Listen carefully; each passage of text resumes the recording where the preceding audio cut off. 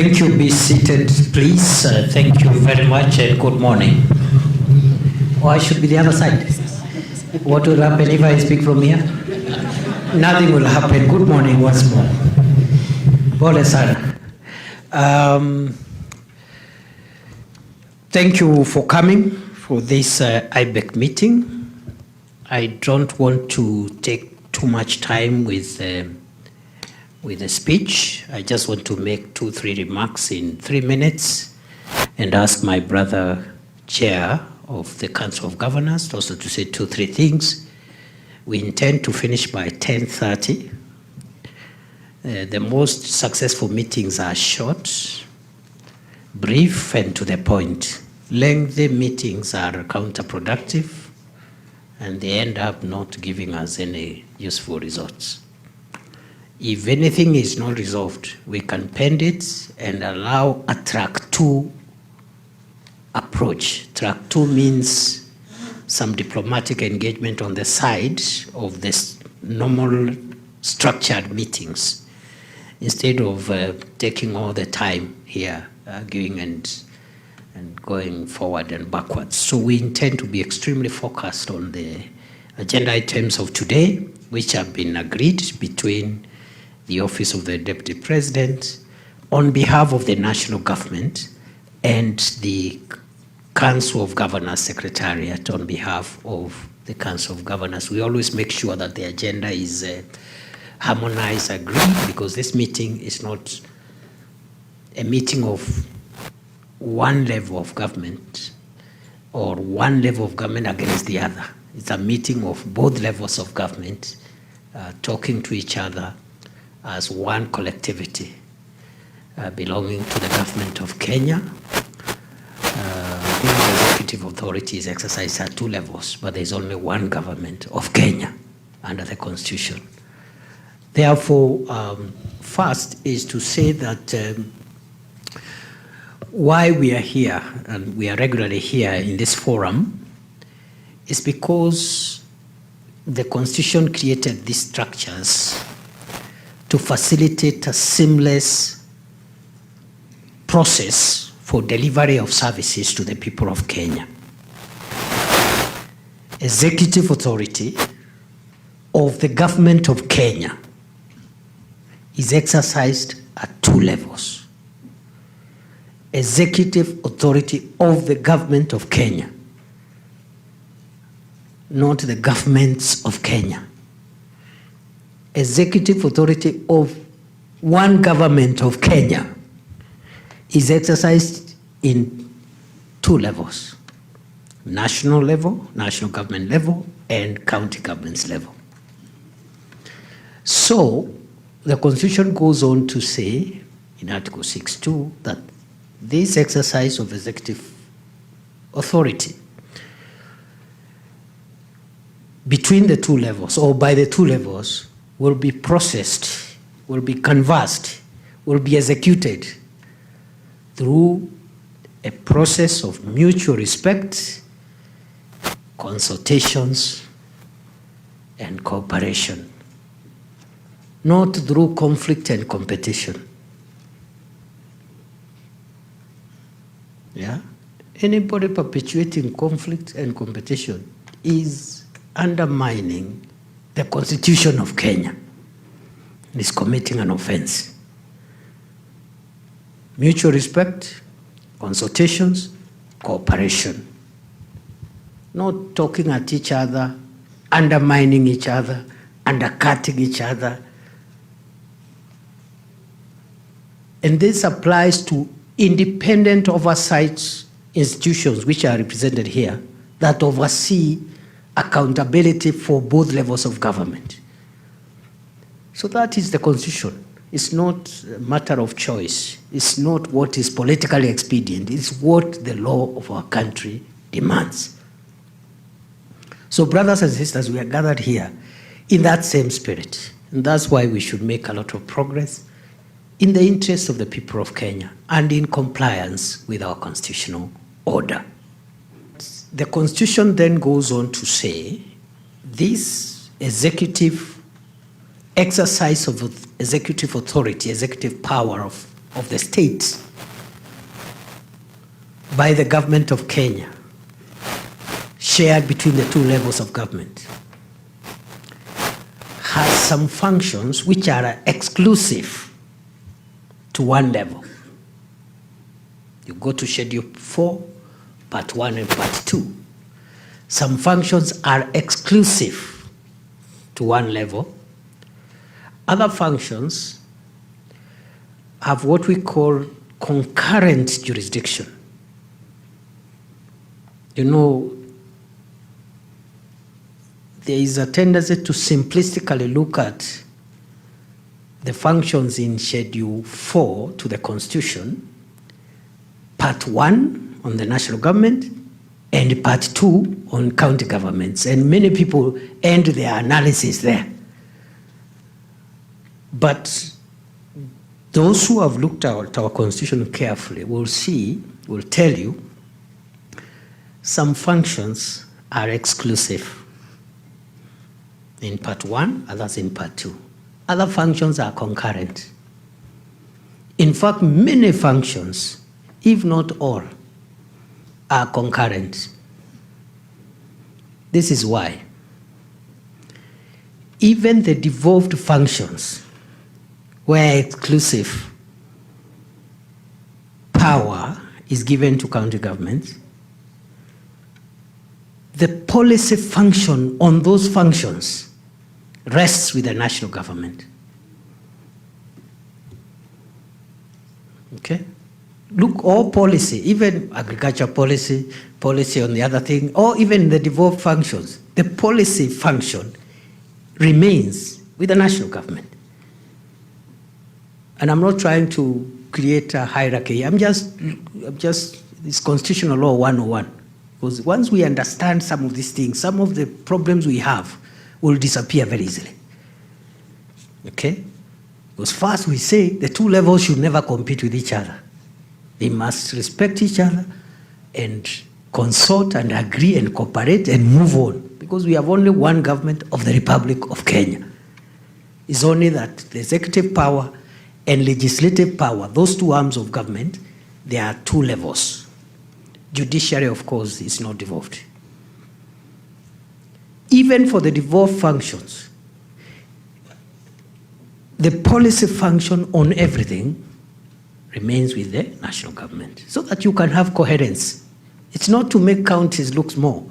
It's to have coherence, because you don't want to have one county saying, let's vaccinate livestock, and another county saying there is no need of vaccinating livestock because it's a project of Bill Gates. You don't want conflicting policy. Okay? Then finally, the Constitution goes on to say that even where functions are devolved, beyond the functions listed in Schedule 4, Part 1 and Part 2, if there is any other function that is not captured there, what we call residue jurisdiction. The Constitution says residue jurisdiction rests with the national government. Again, just to backstop the state so that there is no gap anywhere. If there is anything that was never captured, any governmental power that was not captured in Schedule 4, Part 1 or 2, then the national government takes responsibility. So having said that, I think we're in good space, ladies and gentlemen, and this is my final point, because we are already implementing our constitutional responsibilities in a very good way. I was just chatting with some of the colleagues here earlier on from both national government, county government, and we are saying some of the things here we are calling disputes and conflicts are very minor issues, inconsequential. And they are expected. Differences of opinion and interpretation of mandate, these are normal things. And I gave the example, I know countries which have had devolved systems for close to 200 years. Australia, for example, 185 years of devolution. Today, there is always tension, push and pull between the two houses of parliament when it comes to how much money remains in the center and how much goes to the counties. 185 years later. So we are doing so well. Number two, I was telling the same colleagues that seeing where we have come for the last 15 years, those of us who are in town, and I see many of you here who were in town with us in 2013, 2014, including Eden Duale, our CS for Health, who was my counterpart leader of the majority. He was the one, he was the House Majority Leader, I was the Senate Majority Leader, including my brother Mutai Kagwe there. We were in town.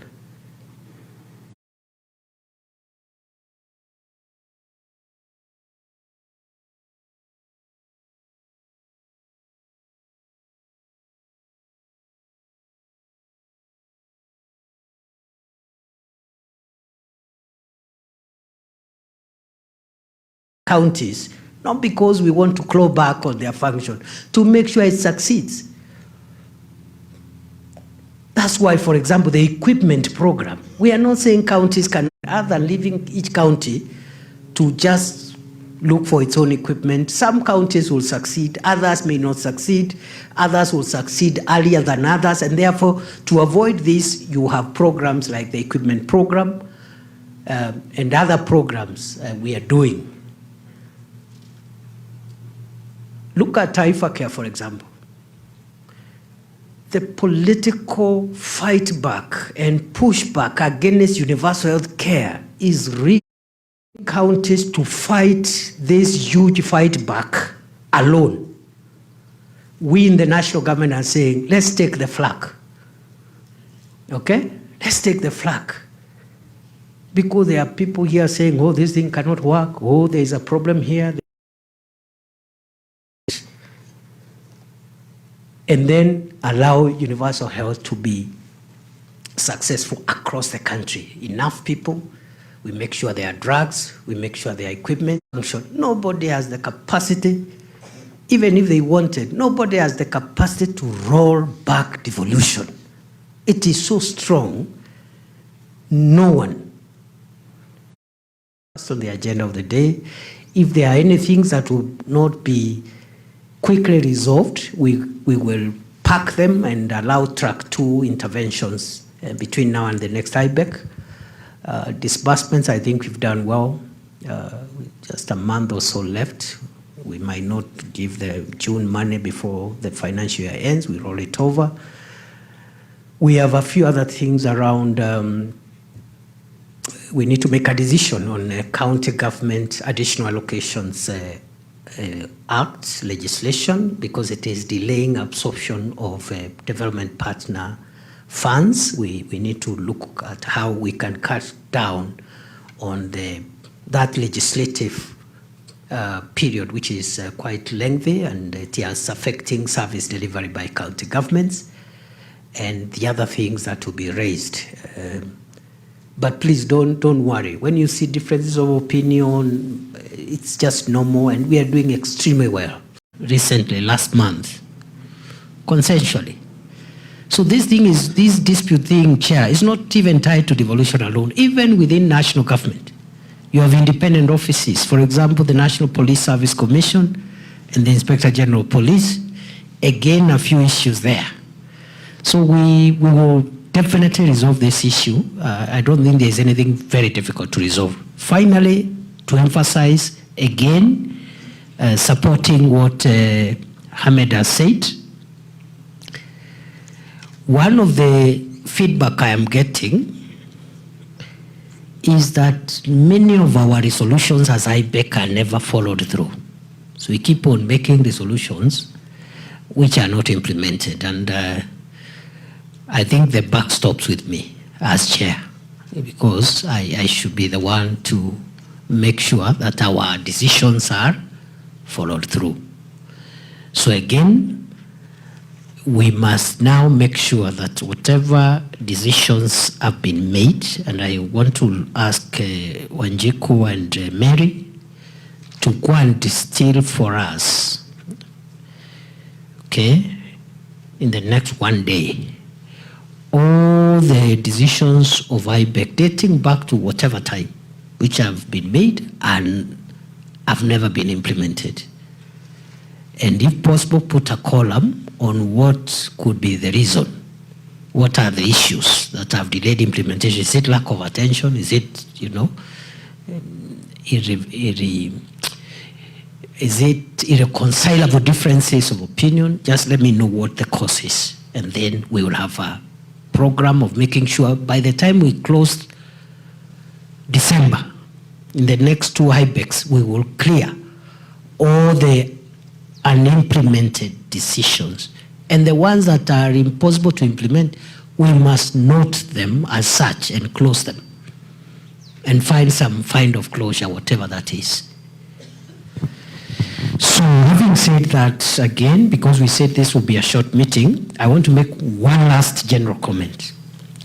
All those who are presenting here, from Minister Duale, Minister Mbadi, Controller of Budget, and all the others, take cue from what the first 2 speakers have done, just highlight. And nobody should take more than 10 minutes. Even if your presentation is 100 pages, if you cannot say it in 10 minutes, either you don't understand it, or you don't believe in it, or you are not prepared for the meeting, and we cannot allow you to come and prepare for this meeting here. All of us prepared before. So 10 minutes, and Eden Duale, because he's our timekeeper in cabinet, will be our timekeeper for